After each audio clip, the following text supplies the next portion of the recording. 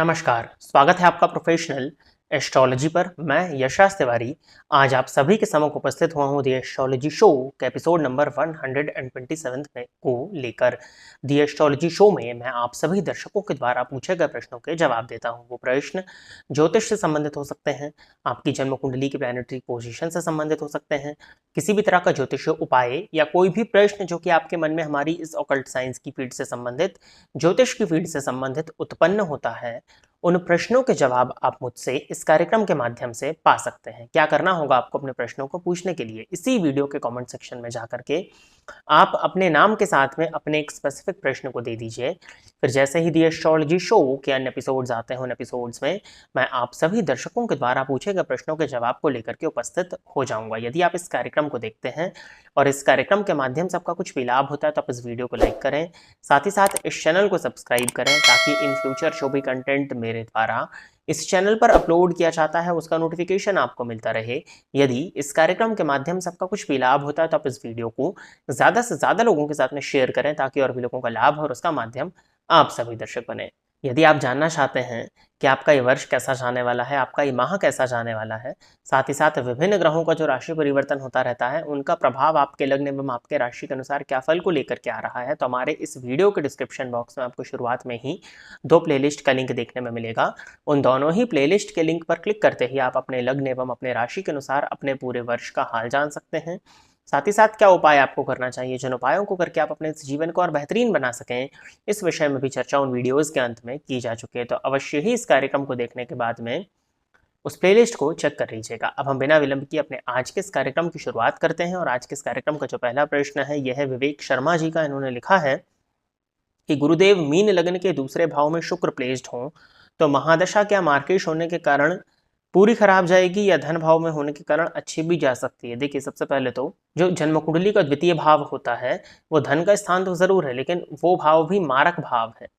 उसके पीछे रीजन है कि जन्म कुंडली का अष्टम भाव 8वें से 8वां यदि हम देखते हैं तो तीसरा भाव आता है और तीसरे भाव से भी कहीं ना कहीं आयु का विचार होगा, तो तीसरे से 12वां होने के चलते द्वितीय भाव को भी मारक भाव के समतुल्य ही माना जाता है। अब मीन लग्न के केस में यदि देखते हैं तो जो शुक्र हैं वो तृतीयेश और अष्टमेश बनते हैं। तो तृतीयेश और अष्टमेश बनकर के यदि ये द्वितीय स्थान में बैठेंगे जाकर के तो ये मुखजन्य रोग तो आपको देंगे। मुखजन्य जिस भी तरह के रोग होते हैं, गले से संबंधित जो रोग होते हैं वो शुक्र की दशा में आपको देखने में मिलेंगे, परंतु आकस्मिक धन लाभ के योग भी आपके लिए बनेंगे क्योंकि अष्टमपति बनकर के शुक्र द्वितीय भाव में आए हैं। ज्योतिष इत्यादि में आपकी रुचि बढ़ेगी, तंत्र मंत्र और साधना के क्षेत्र में आपकी रुचि बढ़ेगी, रिसर्च की फील्ड में आपकी रुचि बढ़ेगी। धन को कमाने के लिए आप रिसर्च कर सकते हैं, किसी ऐसे क्षेत्र में आप जा सकते हैं जहां पर रिसर्च करके धन कमाया जाता है, like share market and all. साथ ही साथ तीसरे भाव का स्वामी जब द्वितीय भाव में बैठेगा तो ये आपकी वाणी को प्रभावी बनाएगा, लोग आपकी वाणी से प्रभावित होंगे और कहीं ना कहीं आप कम्युनिकेशन की फील्ड से जुड़ करके अच्छा ग्रो कर सकते हैं। तो ये तो हो गई कुछ चीज़ें जो कि पॉजिटिव थी, मैंने आपके लिए बताई, तो आप इसको नोट करके रख सकते हैं। परंतु दूसरे भाव से खाने पीने का विचार भी किया जाता है और मीन लग्न के लिए शुक्र मार्केश होते हैं, तो जब ये द्वितीय भाव में जाकर के बैठेंगे तो कहीं ना कहीं इनको रोग तो देना है क्योंकि अल्टीमेटली दशा तो अष्टमेश की है ना। तो आपको ये ऐसे शौकों में संलिप्त कर देंगे जहां पर आप कुछ इस तरह का भक्षण करें, इस तरह की चीज़ों को खाएं जिसको खाने से आपका स्वास्थ्य जो है वो बिगड़ जाए, या शौक शौक में आपको कुछ ऐसी चीज़ों को खाने की लत लग सकती है, लाइक नॉनवेज खाने की इच्छा होने लगे आपको, या नॉनवेज खाने की आपको लत लग जाए, या अत्यधिक गरिष्ठ भोजन जंक फूड इत्यादि को बहुत ज़्यादा खाने की आपको लत लग जाए, शराब इत्यादि की लत आपको लग जाए, स्मोकिंग किसी भी तरह के नशे की लत आपको लग जाए, जिसके वजह से आपका धन नाश तो होगा ही होगा, आपको स्वास्थ्य से संबंधित परेशानियां भी देखने में मिल जाएंगी। और यदि इस शुक्र पर शनि की दृष्टि पड़ रही है तब तो आपको अपनी जन्म कुंडली का अध्ययन एक बार प्रॉपरली करा लेना चाहिए। तो ये जो दशा है ये मिली जुली जाएगी, अब आप समझ गए होंगे मेरे बताए गए प्रभाव के आधार पर। आगे बढ़ जाते हैं, अगला प्रश्न जो है ये है अतुल स्वामी जी। इन्होंने लिखा है कि कन्या लग्न की कुंडली के दूसरे भाव में शुक्र और शनि की युति है, कैसा प्रभाव देंगे? देखिए, द्वितीय भाव में कन्या लग्न में तो तुला राशि ही आती है, तो तुला राशि यानी कि धनेश और भाग्येश होकर के शुक्र जब द्वितीय भाव में बैठे हुए हैं तो इनका फल अच्छा आएगा, परंतु शुक्र और शनि की युति को ज्योतिष शास्त्र में ठीक नहीं माना जाता। वैसे तो शुक्र द्वितीय भाव में बैठे हैं तो धन वृद्धि करेंगे, आपको आपके भाग्य का साथ मिलेगा, भाग्य के साथ के सहारे आपको धन संपदा पैतृक संपत्ति इत्यादि ये सब देखने में मिल जाएंगी। वाणी आपकी प्रभावी होगी, लोग आपकी वाणी से प्रभावित होंगे, आपकी वाणी आकर्षक बनाएंगे, परंतु शनि भी वहां पर बैठे हैं। अब सुख कारक शुक्र है और दुख कारक शनि है, तो इन दोनों ग्रहों की युति, ये दोनों ही ग्रह एक साथ नहीं हो सकते ना, यानी कि दोनों चीजें एक साथ नहीं हो सकती। या तो सुख होगा या तो दुख होगा। दोनों एक साथ कैसे रह सकते हैं, या दिन और रात एक साथ नहीं रह सकते ना। उसी तरह से सुख और दुख एक साथ कैसे हो सकते हैं।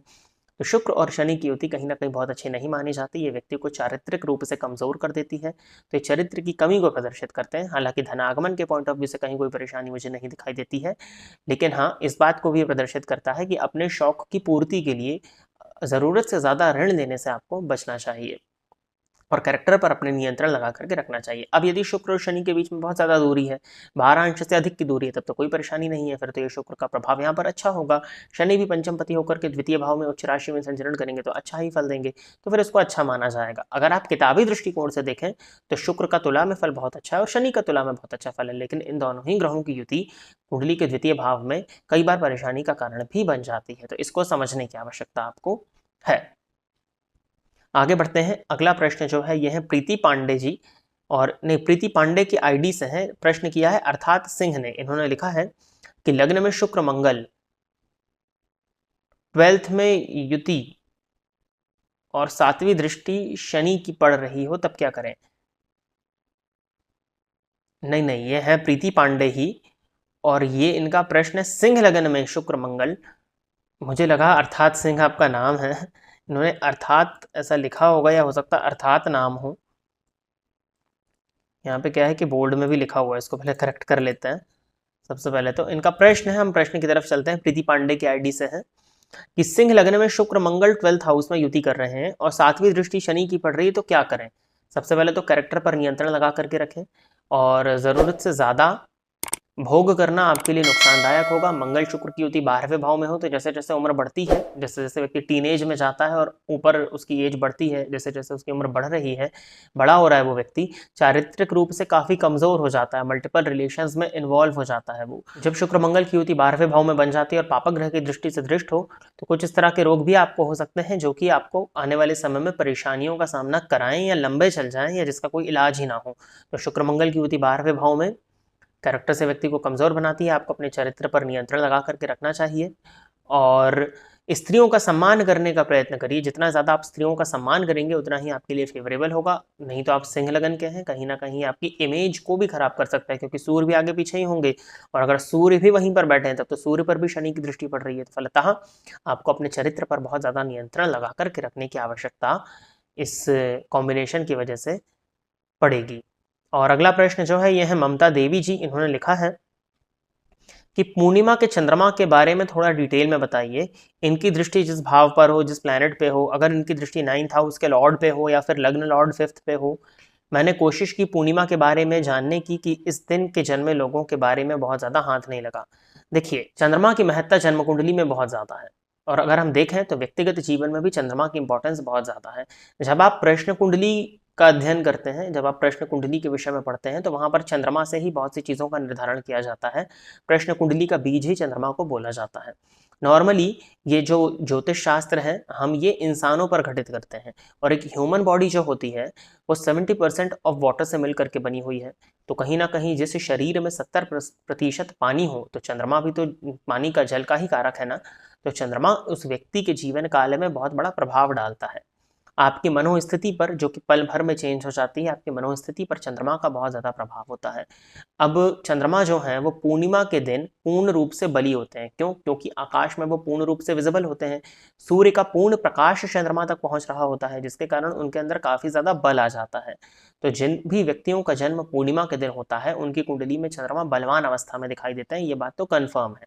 अब जब कुंडली में चंद्रमा बहुत ज़्यादा बलवान होते हैं, तो हम ये नहीं कह सकते कि व्यक्ति मन से बहुत मजबूत होगा। नो डाउट वो व्यक्ति मन से बहुत मजबूत होगा, परंतु ओवर थिंकिंग, एंजाइटी, मानसिक अशांति पूर्णिमा के चंद्रमा में भी जातक को देखने में मिलने वाली है। इसके साथ ही साथ में जब पूर्णिमा और अमावस्या का समय आएगा, तो पूर्णिमा के दिन जन्मा हुआ जातक थोड़ा सा चिड़चिड़ा हो सकता है, परंतु हाँ, पूर्णिमा के दिन जन्मा हुआ व्यक्ति धार्मिक उन्नति के लिए, आध्यात्मिक उत्थान के लिए अच्छा माना जाता है। और कहीं ना कहीं चंद्रमा का प्रभाव यदि व्यक्ति के व्यक्तित्व अर्थात लग्न से पड़ रहा है, तो ये व्यक्ति के व्यक्तित्व को भव्य बनाती है और जातक को उसके जीवन काल में सम्मान की प्राप्ति होती है। नवम भाव से यदि बन रहा है या नवमेश से बन रहा है तो ऐसे व्यक्ति को उसके जीवन काल में धार्मिक उन्नति, एक सद्गुरु की प्राप्ति होती है और धर्म के मार्ग पर वो आगे चल करके बहुत अच्छा करता है। पत्नी के आने के बाद में भी भाग्योदय की स्थिति बनती है और उसकी मदर की हेल्प से भी उसको उसके भाग्य का साथ देखने में मिलता है या उसकी माता उसके भाग्योदय का कारण बन जाती है। और पंचम भाव से यदि चंद्रमा का, ऐसे बलि चंद्रमा का संबंध बनता है, ऐसा व्यक्ति कला के मामले में श्रेष्ठ होता है। कलात्मक गुण उस व्यक्ति के व्यक्तित्व में होते हैं, क्रिएटिविटी उस व्यक्ति के अंदर होती है। ज्योतिष इत्यादि में यदि वो चाहे तो अच्छी सफलताओं को अर्जित कर सकता है।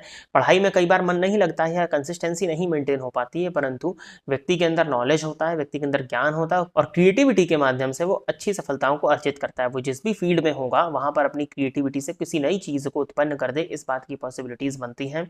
चंद्रमा में सृजनात्मक गुण भी होते हैं। चंद्रमा माता का कारक है ना, क्योंकि जिस भी भाव से संबंध बनाता है उस भाव से व्यक्ति कुछ नई चीज को निकाल करके अपने जीवन काल में ले आए, इस बात की पॉसिबिलिटीज भी बनती हैं। अब ये चंद्रमा जिस भाव से संबंध बनाएंगे, जिस भाव में बैठे होंगे, जिस भाव पर इनकी दृष्टि होगी, जातक उन भावों से संबंधित बहुत ज्यादा सोचेगा। जैसे लग्न पर चंद्रमा की दृष्टि होगी तो अपने व्यक्तित्व, अपनी पर्सनैलिटी के बारे में, कैसे मैं अपने आप को अच्छा दिखाऊं, कैसे मैं अपने आप को सुंदर दिखाऊं, कैसे लोग मुझसे प्रभावित हों, इस विषय में वो विचार करेगा। पंचम भाव में है तो अपने ज्ञान, अपनी संतान के बारे में बहुत ज्यादा सोचेगा। सप्तम में है तो अपने जीवन साथी, अपने व्यापार के बारे में बहुत ज्यादा सोचेगा। तो इस तरह से आप चंद्रमा के फलित को देख सकते हैं। अब ये देखिए बहुत डीप टॉपिक है, क्योंकि चंद्रमा, मैंने बताया कि जन्म कुंडली में 35% समस्याओं का कारण होता है और ह्यूमन बॉडी में 70% चंद्रमा का तत्व देखने में मिलता है। तो कहीं ना कहीं इसके बहुत से इंटरप्रिटेशंस हैं, जिसको एक शो में तो हम इंक्लूड नहीं कर सकते हैं। चंद्रमा के विषय में बहुत एक बड़ा वीडियो बन सकता है या इस पर कई क्लासेस हो सकती हैं, तो इस पर आने वाले समय में हम कभी चर्चा करेंगे। तो प्रिय दर्शकों, इतने ही प्रश्नों को दिए एस्ट्रोलॉजी शो के एपिसोड नंबर 127 के लिए सिलेक्ट किया गया था और इतने ही प्रश्नों के जवाब को लेकर के आज मैं आप सभी के सम्मुख उपस्थित हुआ था। आशा करता हूं कि जितने भी लोगों के प्रश्नों के जवाब मैंने इस कार्यक्रम के माध्यम से दिए वो सभी लोग संतुष्ट होंगे। यदि आप इस कार्यक्रम को देखते हैं और इस कार्यक्रम के माध्यम से आपका कुछ भी लाभ होता है तो आप इस वीडियो को लाइक करें, साथ ही साथ इस चैनल को सब्सक्राइब करें, ताकि इन फ्यूचर जो भी कंटेंट मेरे द्वारा इस चैनल पर अपलोड किया जाता है उसका नोटिफिकेशन आपको मिलता रहे। यदि इस कार्यक्रम के माध्यम से आपका कुछ भी लाभ होता है तो आप इस वीडियो को ज्यादा से ज्यादा लोगों के साथ में शेयर करें, ताकि और भी लोगों का लाभ हो और उसका माध्यम आप सभी दर्शक बने। यदि आप भी अपने प्रश्न को इस कार्यक्रम में सम्मिलित कराना चाहते हैं तो अपने नाम के साथ में अपने स्पेसिफिक प्रश्न को इसी वीडियो के कमेंट सेक्शन में दे दीजिए। आज के इस कार्यक्रम में बस इतना ही रखते हैं। नमस्कार।